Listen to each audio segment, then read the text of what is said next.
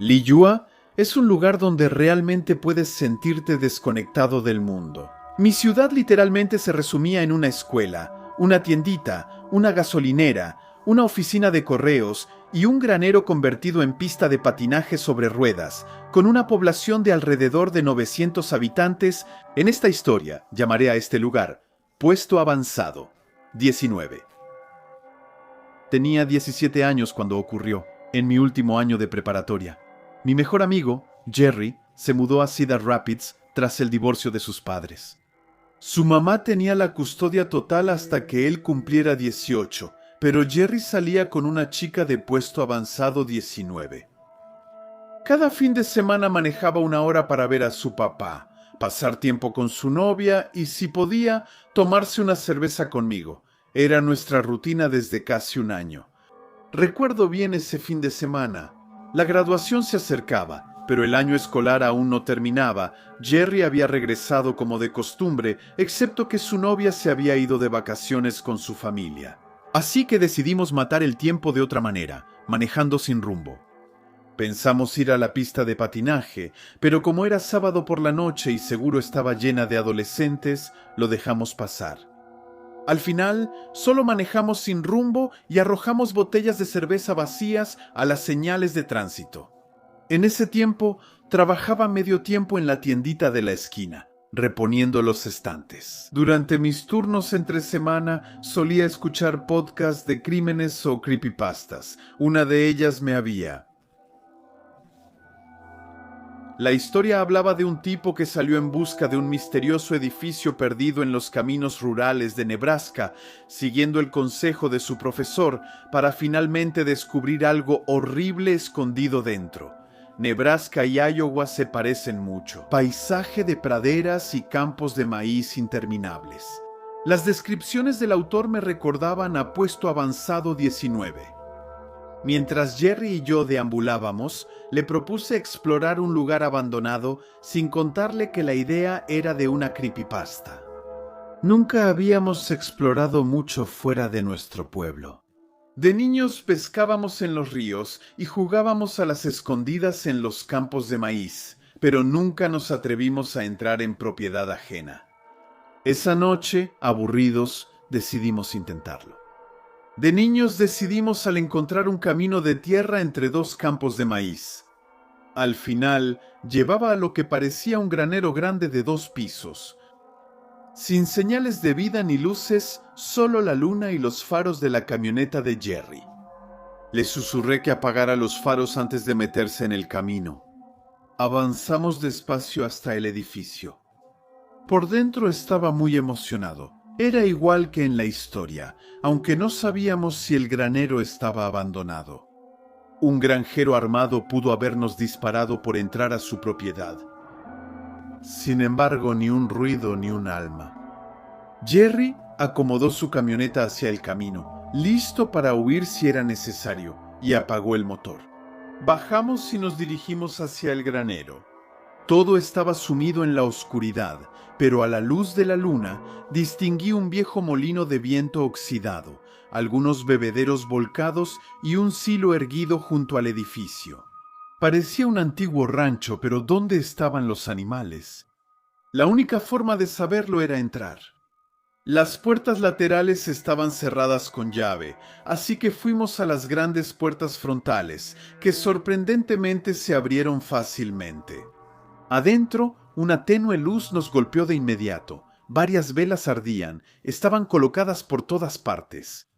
Jerry había llevado una linterna, pero prefirió no encenderla, por miedo a que un propietario armado notara nuestra presencia. Pero ni con las velas se distinguía mucho. Sentí un nudo en el estómago. Todo en mí decía que debíamos irnos. Jerry encendió su lámpara y la luz mostró candelabros sobre mesas y barandillas como en un salón de recepciones. El lugar parecía un salón de bodas. No se veía a nadie, pero obviamente alguien había encendido todas esas velas. Y luego, en el centro, un altar. Jerry y yo nos entendimos con una mirada. Teníamos que ir a ver. Al acercarme, vi un gran cuchillo clavado entre 2 velas, en lo que parecía ser un cadáver. Nos acercamos aún más. Lo que vi me heló la sangre. Un cordero degollado. Jerry, creo que es hora de irnos. Corrimos a la camioneta, arrancamos rápido, pero antes de irnos miré atrás por última vez. Juro que vi varias siluetas inmóviles frente al granero, y al irnos, un golpe sordo resonó contra la compuerta de la camioneta, como si alguien hubiera lanzado algo. Tuvimos que usar el GPS para encontrar el camino de regreso. Fue media hora de camino hasta el puesto 19. No dijimos nada por miedo a problemas de allanamiento. Más tarde notamos un abollón en la compuerta trasera. Creímos que una de esas siluetas lanzó una piedra. Viví un año más en el puesto avanzado 19 antes de mudarme a Des Moines para trabajar en construcción. Mis padres se jubilaron y se fueron de la ciudad al año siguiente. Desde entonces ya no tengo ninguna razón para volver allí. Busqué información sobre antiguas granjas lecheras o de ganado cerca del puesto avanzado 19, pero no pude identificar el lugar. De noche todo parece irreal y de día debe ser irreconocible. He oído rumores de que sectas satánicas tendrían refugios aislados en zonas remotas de Iowa. No estoy seguro, pero en el fondo creo que esa noche encontramos uno de esos refugios y que interrumpimos un ritual en pleno desarrollo en ese granero.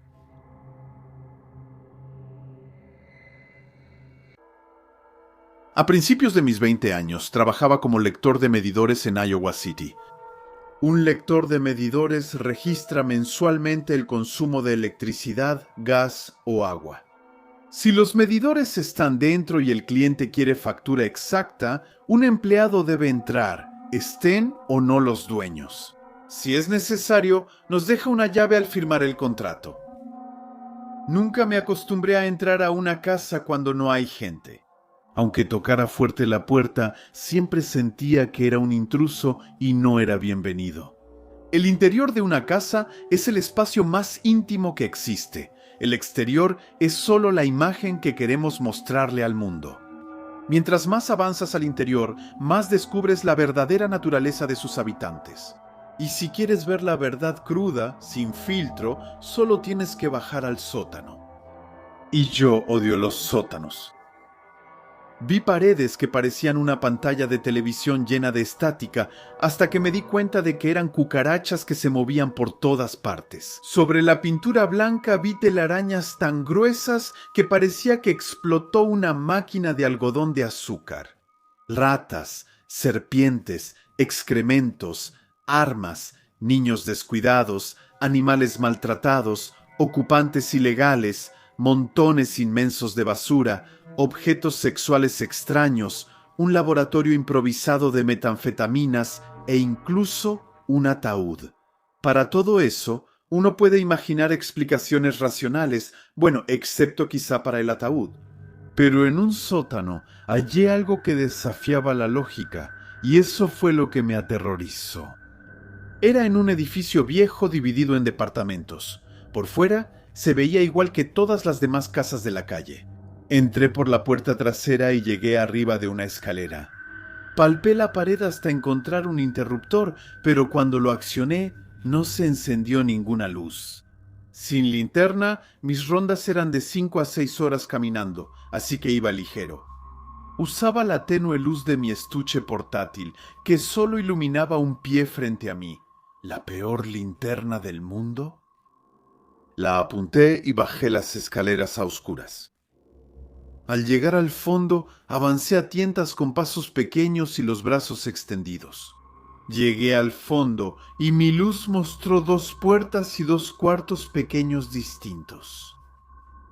Abrí la derecha y vi los medidores en la esquina. Mientras anotaba los números, escuché ruidos que venían del otro cuarto. Algo se movía ahí dentro, luego un gemido cada vez más fuerte. Pronto noté que era un perro, débil y agotado. Intenté abrir la puerta, pero estaba cerrada y el perro rascaba del otro lado. Me sentía impotente. Al volver a la oficina, informé lo que escuché, pero no podía quitarme de la mente la imagen del perro encerrado. La idea me atormentó durante un mes entero, hasta que tuve que regresar. Al mes siguiente, vuelvo a ese sótano oscuro. Al menos, esta vez, sabía dónde estaban los medidores. Crucé hasta la habitación de la derecha mientras aguzaba el oído. Nada, silencio. Dudé tras anotar las cifras. El recuerdo del perro me carcomía. ¿Seguía atrapado ahí? Me quedé un rato frente a la puerta escuchando, pero no oía nada. Y fue ahí donde cometí un gran error. Toqué la manija, la toqué y estalló un grito. Un grito que hiela la sangre, el peor que escuché. Un sonido que creía imposible para un humano. Primero aullidos cortos y agudos, luego gruñidos graves y largos, después sonidos similares a sollozos, pero más intensos y caóticos. No tenía sentido, era como una música improvisada y enferma, un jazz psicótico que gritaba en la oscuridad. Retrocedí tropezando, casi caigo, grité algo como ¿quién está ahí?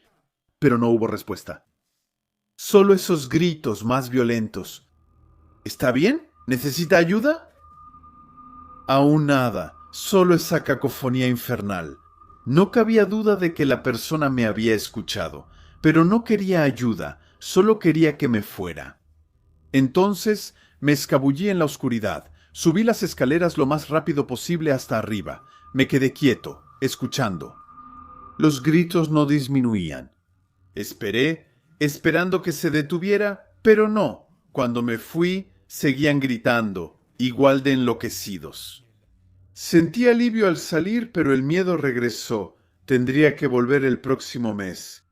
Reporté lo que había escuchado, pero nada cambió. A medida que se acercaba la fecha, sentía más angustia. ¿Quién soportaría estar solo, encerrado en esa oscuridad y silencio hasta gritar así? Mi imaginación inventaba 1000 horrores. Llegué a pensar que si me encontraba con Lucifer mismo ahí, casi me sentiría aliviado. Y luego, nada más durante meses, ningún ruido. Estaba resignado a no saber, hasta que una casualidad me hizo retomar esta historia. Una noche, después de un concierto, acompañé a mi amiga Lara. Ella acababa de mudarse y me iba indicando el camino. Y ahí la vi señalar. Una casa, la que tenía el sótano, exploté. Va a sonar raro, pero ¿alguna vez has notado algo extraño en el sótano? Ella me interrumpió de golpe. Si hay un loco que vive ahí abajo. Confirmación. Ella me dijo que vivía en el ático y que por la noche lo oía gritar. Pero lo peor es que ella ya la vio. Un día, cuando iba a su auto, él estaba parado en medio del césped, inmóvil, sin expresión, justo en su camino. Ella lo rodeó con cautela y lo saludó cortésmente.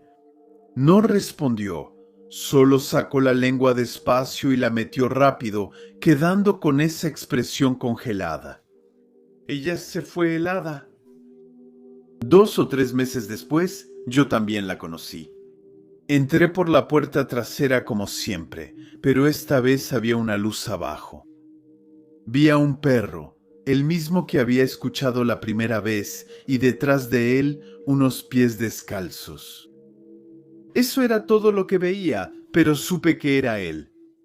Debí irme enseguida, pero la curiosidad pudo más. Dije, hola, soy el lector de medidores, y luego empecé a bajar mientras avanzaba. Su cuerpo revelaba a un hombre de mediana edad, cabeza rapada, ojos desquiciados, torso desnudo, seco, nervioso, cada músculo parecía listo para explotar.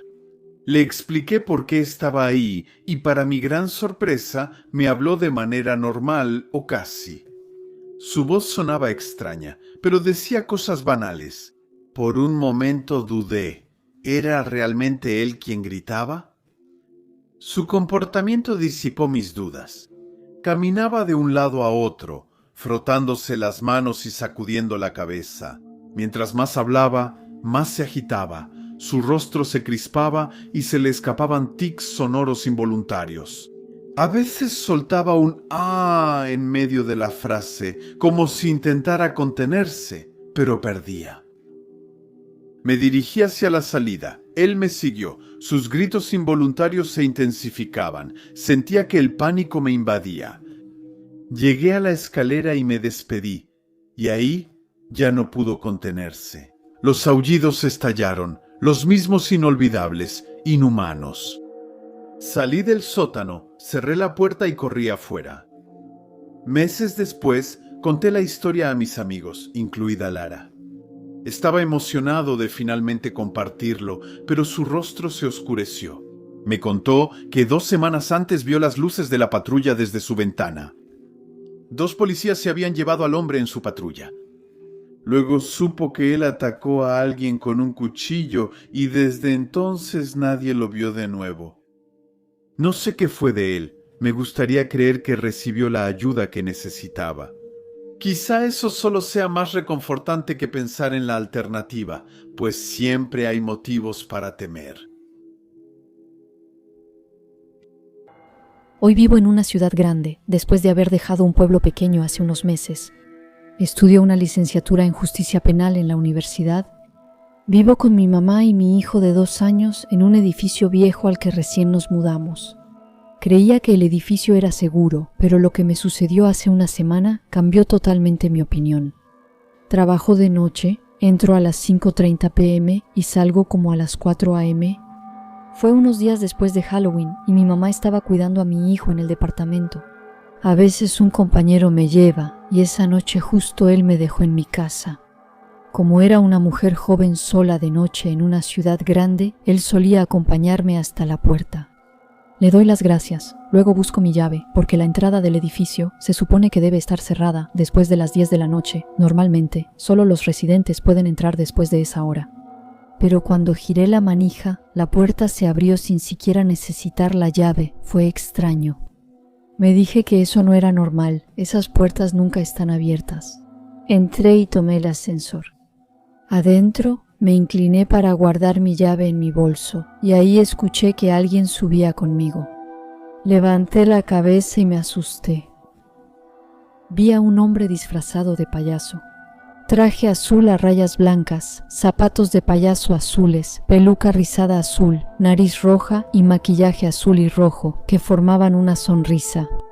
Pero él no sonreía, su rostro estaba inmóvil con una expresión vacía y helada. Las puertas se cerraron. Dije amablemente buenas noches, como siempre lo hago. Pero en ese momento, su mirada vacía se transformó en una expresión siniestra.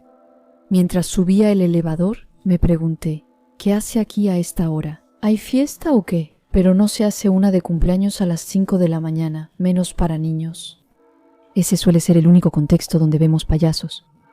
Luego noté que llevaba una bolsa, no la había visto. Al entrar, me miró con esa mirada enfermiza, se inclinó y sacó algo de esa bolsa. En ese momento exacto, el elevador se detuvo en el 6º piso, donde vivo. Las puertas se abrieron y empecé a salir diciendo que tenga una buena mañana. Alzó la cabeza y su gesto siniestro se volvió una sonrisa más aterradora. Sacó de su bolsa un gran cuchillo de cocina. Grité y corrí por el pasillo. Ese payaso me persiguió riéndose como loco. Corrí con todas mis fuerzas, escuchando sus pasos detrás de mí. Cuando por fin llegué a mi puerta, agarré mis llaves, abrí la puerta justo en el momento en que él llegaba detrás de mí con el cuchillo. Le cerré la puerta en la cara y corrí al teléfono para llamar al 911. Tras mi llamada, miré por la mirilla y no había nadie. Mi mamá despertó y le conté todo. Pronto llegaron los policías, pero el payaso ya no estaba. Me dijeron que me creían, ¿y por qué no habrían de hacerlo? En el edificio de al lado, un hombre con exactamente el mismo disfraz de payaso había sido visto, y coincidía con mi descripción. Días antes, en el barrio, hallaron a una mujer estrangulada en su casa. Un testigo había afirmado haber visto a un payaso merodeando por los alrededores. Afortunadamente, la policía prometió aumentar las rondas y siguen vigilando el edificio. Por favor, payaso espeluznante, no te acerques a mí otra vez. A los 7 años me mudé con mi mamá y mis hermanos de 13 y 15 años. Nos mudamos a una calle construida sobre viejos rieles de tranvía de 1900. Las casas en sí eran bastante recientes, filas de casas adosadas. Tenían 15 años al llegar. Cada casa tenía un pequeño jardín en la parte trasera, separado por una cerca de madera de aproximadamente 1 metro de altura. Al fondo había un muro de concreto de unos 2 metros que separaba los jardines de un parque público detrás. A esa edad me entretenía sola casi siempre. La edad con mis hermanos me dejaba de lado y mis papás recién se habían divorciado. Así que me inventaba juegos, aventuras, jugaba en el jardín con mi imaginación. Era normal encontrarme jugando sola detrás de la casa. Pero también teníamos conejos que vivían en una conejera pegada al gran muro del fondo. Por curiosa, solía subirme a la conejera para mirar el parque sobre el muro. Observaba a la gente pasar por el parque e inventaba historias como una versión infantil de People Watching. En mi cabeza, esa noche, recuerdo que hacía calor y que el sol se ponía un poco tarde. No recuerdo la hora exacta, pero por la luz debía ser como las 7 de la tarde. De pie en el gallinero, miraba el parque como siempre, cuando sentí la necesidad de voltear a la derecha. La distribución de las casas es importante. En la nuestra, la cocina está atrás, pero en la de los vecinos de la derecha es la sala.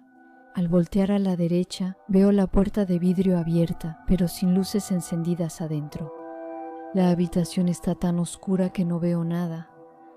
El sofá está frente a la puerta, así que si alguien se sienta ahí, quedaría frente a mí.